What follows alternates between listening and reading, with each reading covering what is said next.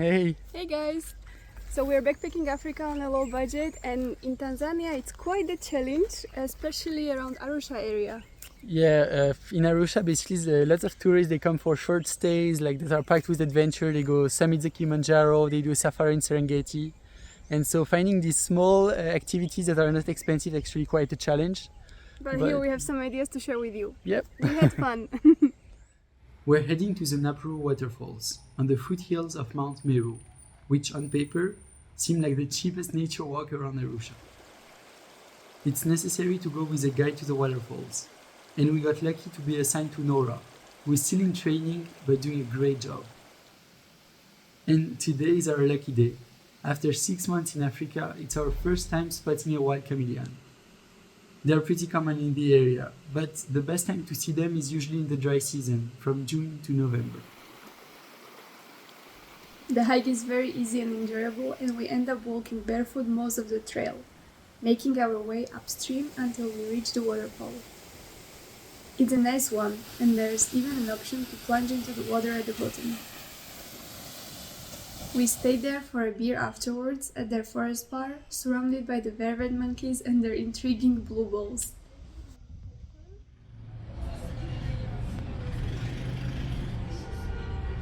Paul, which Kilimanjaro do you prefer? I mean, you know it's important to stay hydrated.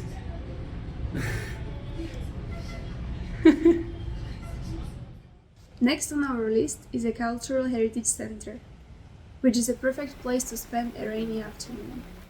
It's free to visit, and to be honest, we didn't expect it to be as big and entertaining as it was. Many tours stop here on the way to their safari, so it's actually quite crowded with tourists, but nonetheless we're so happy we came. Lisa took me to the Arusha Heritage Center, and wow, it's such a beautiful place with so much artwork. We went into this room with so many masks, and yeah, everything is incredible. Everything is piece of art. You're sitting on the most fancy chair ever, and there are multiple like this.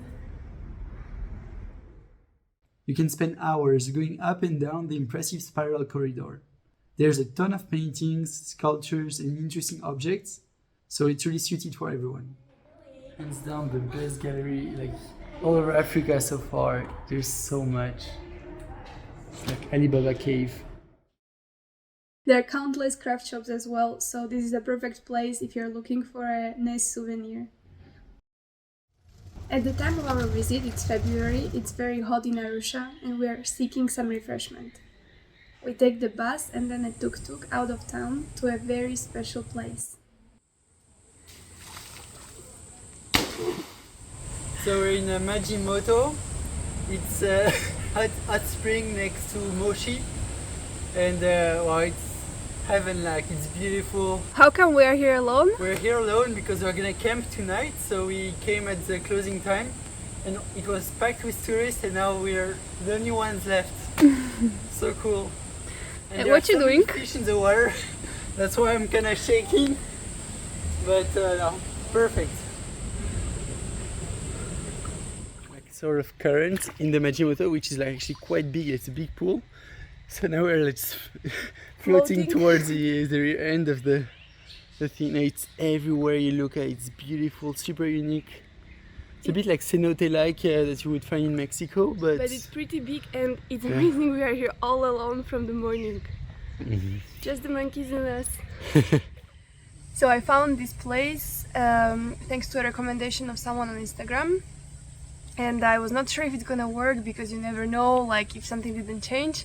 But we came with the tuk-tuk, ready with our tent, and the guide let us in kindly 1 hour in advance, because officially you are supposed to come at 6 o'clock, but he let us in at 5, so there were still people. We swam with them and enjoy like this place yesterday.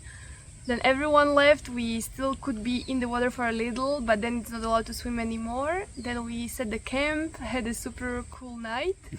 And also like first time that we didn't put the cover, so really like we're able to see the moon, the vegetation. Was super nice to camp here. We were sleeping under the huge tree. It was amazing, and the monkeys didn't bother us, thankfully. And this morning we wake up, first thing we did was take a swim. Super nice. It's a bit hot as well, so... And we are here all alone. There is 9 o'clock now, like we took our breakfast peacefully and everything, and there is still no one, so it's really a paradise. If you plan on visiting Maji Moto, try to come as early as possible in the morning to get a chance to have a place for yourself. It's really worth it.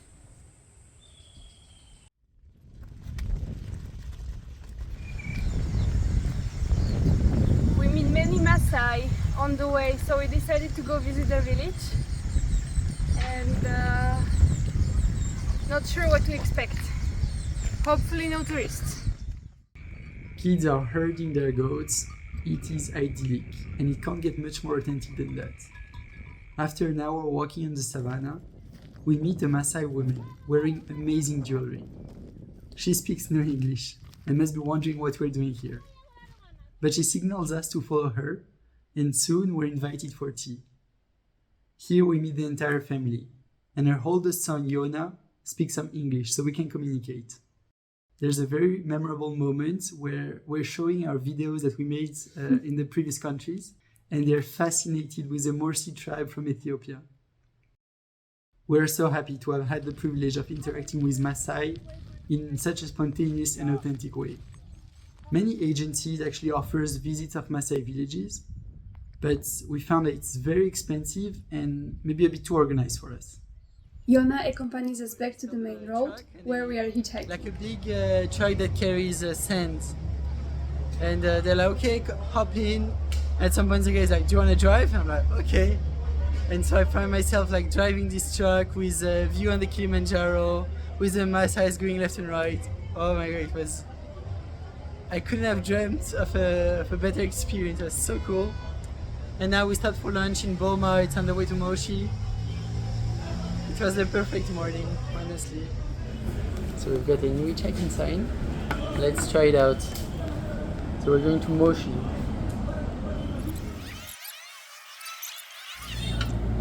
Ta-da! In Moshi, we meet our Couchsurfing host King, and we are going to the market to buy some food for dinner. Inspection of quality.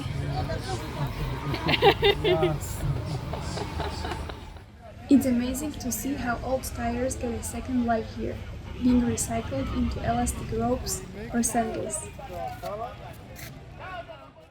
So we've just made the groceries for the dinner, and like everything in Africa, it takes so much time because each like produce you go to see like the tomato guys, the carrot guys, the avocado guy. You choose your best. Yeah, you choose the best. You talk, you make this small talk, so it's super nice. This is the professional marketer. King lives a bit outside of Moshi, and we are warmly greeted by the whole family upon our arrival. What a warm welcome! I get a hug! We try to stay with locals at least once in each country, and Couchsurfing is a great way to do that.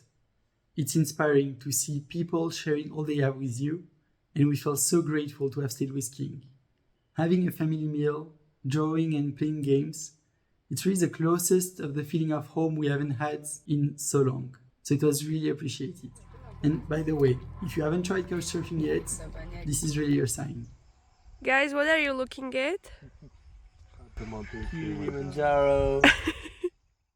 Pretty cool sight to have from the garden, right? Thanks for watching. And as always, if you want to have more information, you find them all on our Instagram. At Lisa and Paul. Bye bye! Bye.